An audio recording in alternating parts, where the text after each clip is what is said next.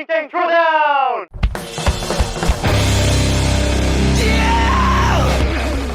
Welcome to the Throwdown! On this week's Throwdown, we have TTT athlete Nathan Black demo the workout.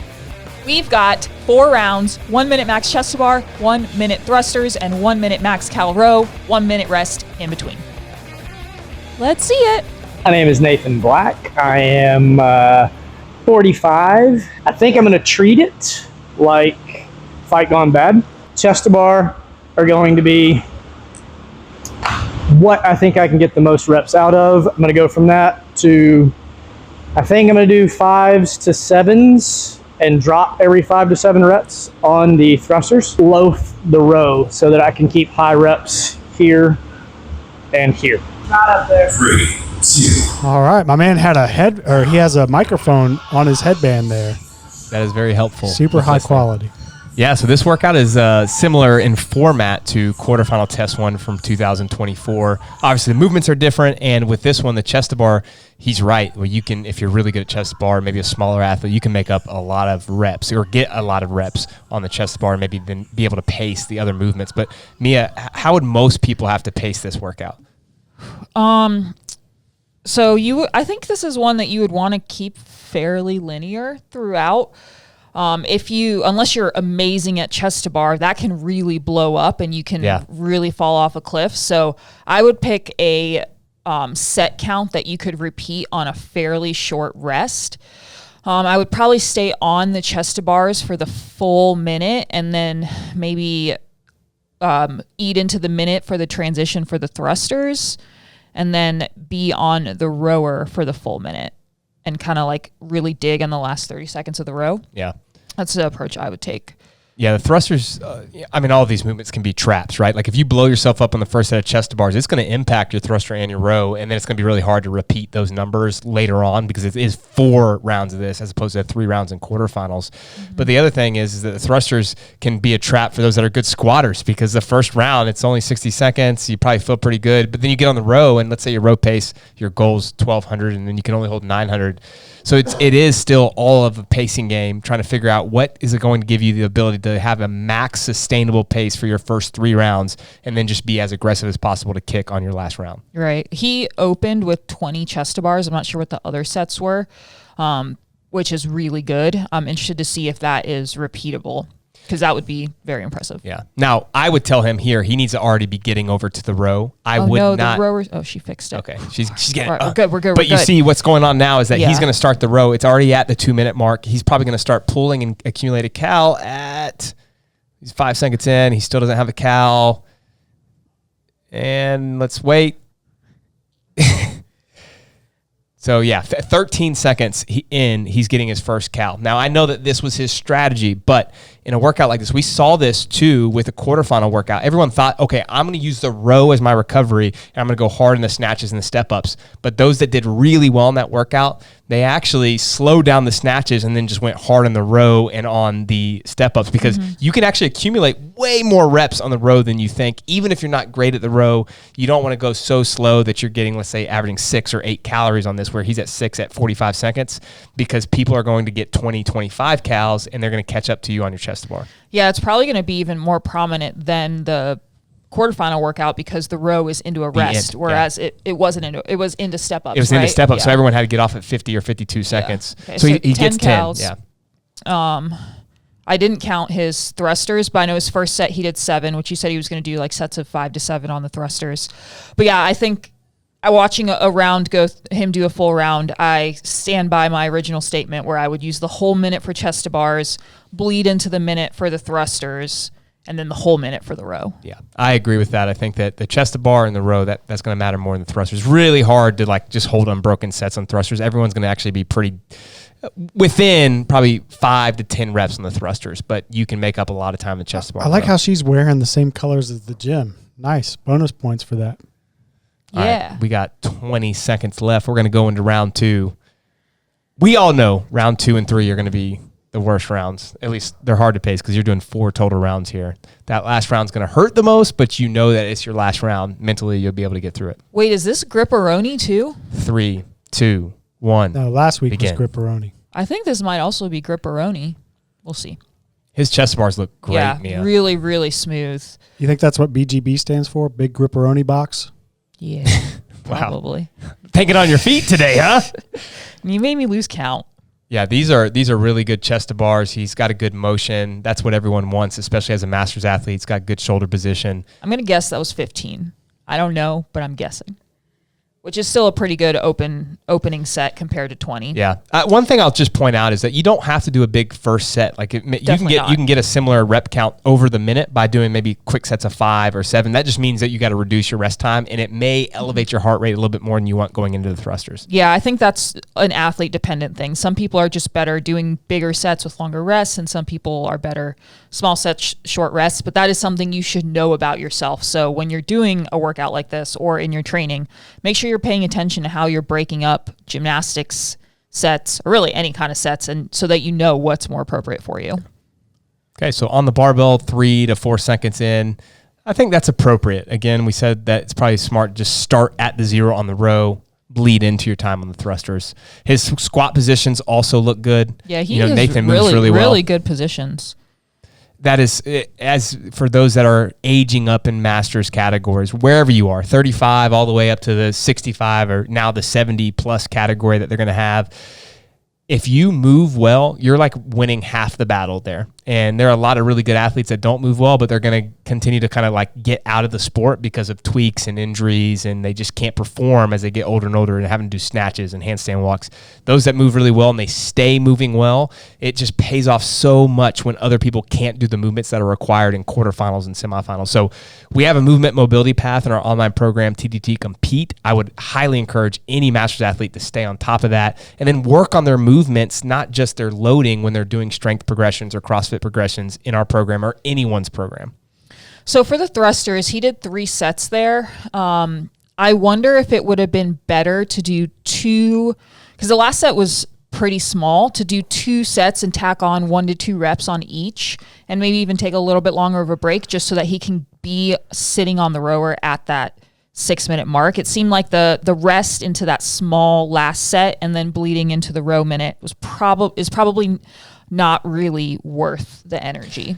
Yeah, I agree. I mean, he started the row again at 7 seconds there. He's going to get less than 10 cals on this one. And this was like, he's crushing the chest to bars and the thrusters. I think those are going to be pretty good scores. Yeah, for sure. But if this was a semifinal workout and he sent me his video, he's trying to make the games, or a quarterfinal trying to make semifinals, I would tell him he has to redo this and strategize where he's more aggressive on the row. I know, talking to Nathan, he's not great on the machines, and so that's why he's trying to basically get as many reps on the other 10. 2 movements. There we go. All right, so he does get 10, but there are going to be guys in his category that get 20 to 24 cals, maybe even 25 cals in some of these minutes, and that means that he's having to do 10 or 15 more chest to bars or 10 or 15 more thrusters, which that's just not feasible with the higher level athletes. So you got to make sure that you still are well-rounded with all 3 movements. Now, I cut this out, but I will let you know that he said he just came back from a long family vacation. He did. And He had a cold or something like that. Oh. Yeah. No, I know he came back and thanks for doing it, Nathan. Yeah, thanks for demoing.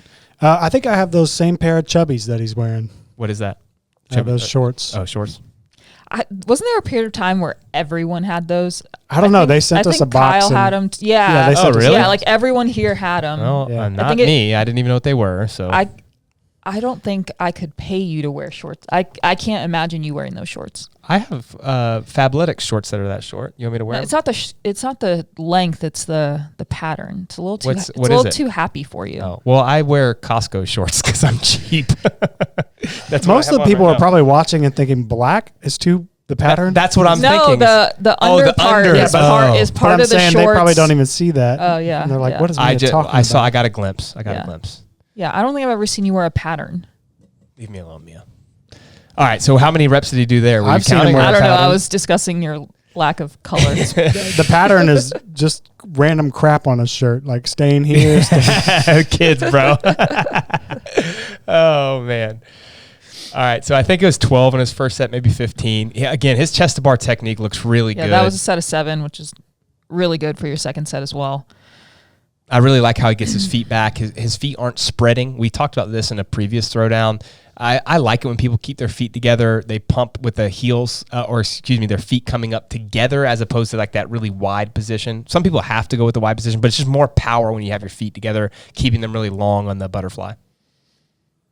And we're off. Let's see. So now, do you see the pattern? Oh, hold on. There it is. 2. Understood now. Thanks, Mia. You're I appreciate you helping me out there. All right, you can tell this round's getting grindy. Yeah. And it's going to for everyone. That's why I think that coming up with a game plan of like knowing what your targets are before the workout, it's like, okay, I'm going to do 2 sets of 7 every single round of the thrusters is more helpful than just going by feel. Yeah, and I think knowing when you need to start your second set so that you can be done probably with 10 seconds I think left, 10 seconds going to the row. 8 seconds at the most least. Yeah. So this is where I'd say, hey, Nathan, get to the rower now. There's no point in getting 2 more reps here with 5 seconds to go and then costing yourself 2 or 4 calories in the row. There's just more work right now to do 2 thrusters than there would be to do 2 cals in the row. I know that seems counterintuitive for those that aren't good on the rower, but in 10 seconds, let's see, when he starts his first pull, 8 seconds, you could get 2 cals just by going at 8 to 1,000 cals per hour. Is the monitor not? Oh, no. Yeah, it turned off on him. These batteries on the C2, that's the problem. I did a workout like that the other day. Oh, hey, look, his pace is much higher, though. There we go. Nice. I think it's because he was trying to get it started. Yeah. All right, so this is kind of what I mean. I know I keep picking on him here. And Nathan, this is just constructive criticism. I think this is a great opportunity in a session like this when it's the movement that you are worst at that you target the most. So this is where I would take risks on the row and say, I'm going to hold 1,000 cals an hour. And even if it blows me up for the other 2 movements, I'm going to get better at the thing that's my biggest weakness because I know that that's what's going to cost me when I am competing against my peers. Do you think he would be better off just trying to increase his stroke rate or stay at that? He's like 20, mostly like 21, 22 strokes per minute, but just I think about more this, leg drive. I think about this differently than most people. I think even our coaches, I think a faster stroke rate in a workout, you just got to train that and you're going to be able to get more power out of it. And the sport is faster. Like everything else that you're doing is a fast quote unquote stroke rate. So it's probably good to train at that. Now there are some sessions that you need to just do 18 strokes per minute or 20 strokes per minute so you can work on your technique. But in a setting like this, there's no one in the world in CrossFit that's going to hold 18 strokes per minute or 20 strokes per minute and be as fast as someone that can hold 28 to 32 strokes per minute and still be efficient. You're putting out so much stress. Your blood pressure is rising so much when you have to hold 20 strokes per minute and then pull really aggressively, even for a big athlete. So I think a faster stroke rate just helps. That doesn't mean you're going in the 40s and 50s, but 28 to 32 I think is a really smooth place to be for most people. I like a faster stroke rate. Chris. What? All right, last one. No, I was being serious. That was you, dude. Ask Brandon. Don't I do a faster stroke rate? You do, yeah. And I appreciate that about you. I mean, look, there's a place for I don't want to talk every, about this anymore. You're the one taking it there, not us. There's a place for You all opened different with a variations. set of 10. I counted. All right, so we're 20 seconds in. He does a set of 10 there. And this is what we talked about in that first set, that your chest to bars, even if that is the thing that you're best at, there's probably going to be some deterioration. So it's okay to bank some reps. I think that's actually really smart with the chest to bars. Like you're going to be fresh in your first minute, do as many as you can there.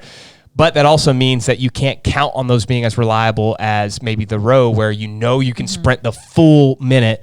And so make sure that you have some left in the tank for this last round to just go ham on the row. Yeah, it could be a good plan to, like you said, bank on chest to bar and expect deterioration, but try to stay linear on the thrusters and then on the rower. I think that would be a pretty good execution of this workout. And on the thrusters, I think you should have a planned time where you start your first rep and a planned time where you start your second set so that you know when you can get to the rower. Here's a little inside baseball for you guys. When y'all are watching demos this long, do you ever feel like, man, I'm out of things to say?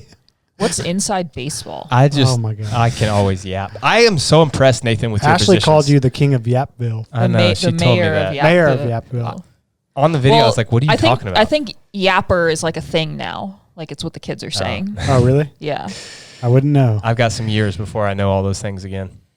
You'll be here before you know it. Going back to Nathan. There he goes yapping again. Really Really good positions. I love that he's widening out his squat here. That's not for everyone, but if you do have long enough adductors, good hip internal rotation, when you do a thruster, if you widen your stance out a little bit and widen your grip out, it reduces the range of motion, and it probably adds a rep or two, which I know doesn't seem like a lot, but if you're on the kind of the fringes of getting into the next, whatever, it's quarterfinals, getting into semifinals, getting into the games, then that rep or two matters a lot. So playing with those things, and again, being as efficient as possible in those movements. Final kick. So here I would say try to get that handle moving faster. Even if you're not like all the way in the rower, you can still kind of get it spinning by just moving a little bit. And it's the final kick. So nothing left after this. There's no reason not to And I would recommend her get some Crocs so you can really lace up into sport mode there, because that's probably not good for your feet. What? I have no idea what you're talking about. All right, 25 so he's definitely seconds left. kicking. His pace is much higher than it was before. 20 seconds left. So this is where an increased stroke rate, which he has increased it, but I would say increase it even more. What I usually yell at athletes at this point is return your hands fast. So finish your pull and return quickly so that you can get that quick stroke rate. And it's not beautiful rowing technique, but it works in a situation like this. Yeah. Good job, Nathan. Good kick. Great job. All right, let's see Very impressed. if he has anything to say.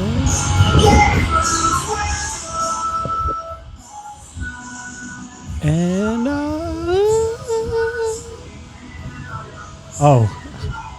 get that bar away. I think he liked it. Oh. You want that? No, he's good.